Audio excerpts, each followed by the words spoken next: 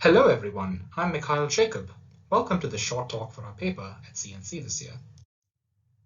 Improvisation is central to many creative practices. Human AI improvisation holds promise to explore new forms of art, media, and culture. However, for the most open-ended and unconstrained forms of AI improvisation, choosing actions quickly from a vast number of options with few constraints is tremendously hard.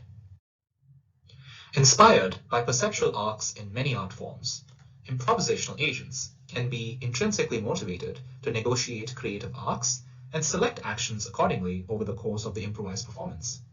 Creative arcs are trajectories of actions taken by the agent in a creative space of novelty, surprise, and value, computationally measured from the agent's perspective. Therefore, given a creative arc to follow, over time an agent could choose actions across the action space to follow that arc as closely as possible. This illustration is simplified for clarity, of course. In reality, the agent also considers its estimation of fellow improviser actions in this creative space when trying to follow the target creative arc. Perhaps like this more complex illustration. We chose to study improvisational action selection more concretely within the props game from improv theater. People take turns with an abstract prop to perform actions using that prop as a real-world or fictional object for comedic effect. We created an interactive installation using virtual reality for people to play the props game with the virtual improviser agent. During the game, the human and agent take turns with the same abstract prop to perform mimed actions using that prop as a real or fictional object. After taking their turn, the player hits a buzzer to get points for their pretended action and to hand over the prop to the agent for its turn. The agent then improvises a pretended action with that same prop. In order to better interpret the agent's actions, the intended action and object are announced using a speech bubble and audio. When both players take a fixed number of turns, the round ends and a new prop is given to the human for the next round. The game ends after a fixed number of rounds are played. We implemented creative arc negotiation within the Carnival Architecture. You can find more detail about how the system works within our paper. As a solution to improvisational action selection, we wanted to empirically evaluate whether creative arc negotiation made a tangible difference to improvisers and observers of the human AI performances. Our research questions were as follows. Firstly, can observers and improvisers identify a creative arc when an agent used it for decision-making? Secondly, does creative arc negotiation result in better observer and improviser experiences compared to a baseline approach, in this case random selection from the agent's action space? To address these research questions, we conducted 3 studies.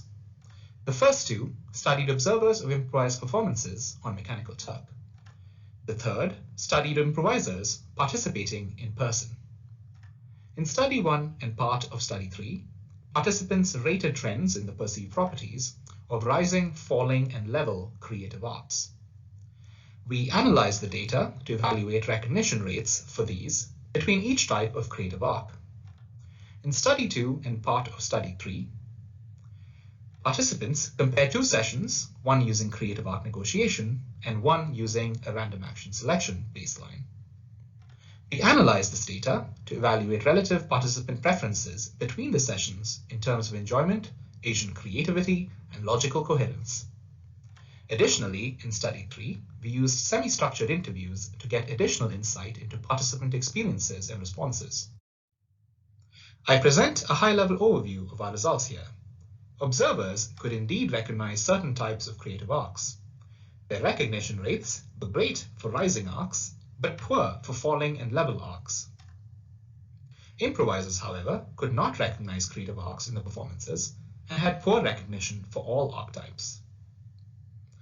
Observers also strongly preferred performances with rising and falling arcs over the baseline in terms of enjoyment, agent creativity, and logical coherence. However, they preferred our baseline over level arcs. Improvisers, on the other hand, strongly preferred creative arcs overall in terms of agent creativity and logical coherence. We provide more detail about our methodology and results, as well as some initial explanations for them in our paper. Thank you so much for your attention. You can reach me using the links and resources on screen.